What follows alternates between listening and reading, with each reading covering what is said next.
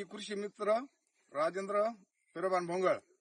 आज मी सुनील दत्तात्रय पवार पाटील यांच्या प्लॉटवर आलेलो आहे आणि त्यांची कपाशीची व्हरायटी संकेत नाथशेठची संकेत 11-11 ही व्हरायटी असून त्यांनी सर्व प्लांटो कृषी तंत्र याप्रमाणे कपाशीची लागवड व्यवस्थापन फवारणी केलेली आहे आणि आज त्यांची एकूण मुलाखत मी घेत आहे.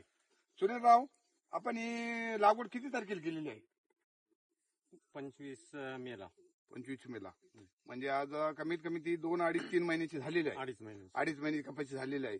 आणि तुम्ही खत व्यवस्थापन काय केलेलं आहे? तिला पहिला डोस तिला 10-20 एकरी एक गुणी पॅन्टो 50 किलो आणि 25 किलो अमोनियम सल्फेट आहे.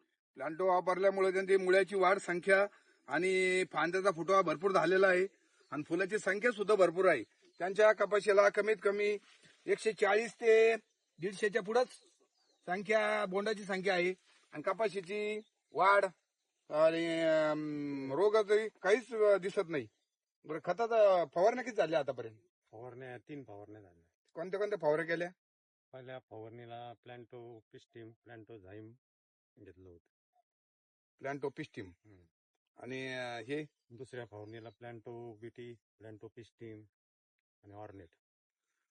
त्यांनी सर्व प्लांटो पद्धतीनं औषधं प्लांटोच्या कंपनीची औषधं वापरल्यामुळे त्यांची ग्रोथ आणि झाडाची संख्या सुद्धा मस्त आहे आणि त्यांचं कमीत कमी उत्पादन 25 क्विंटल पर्यंत निघायची 100% गॅरंटी देतो.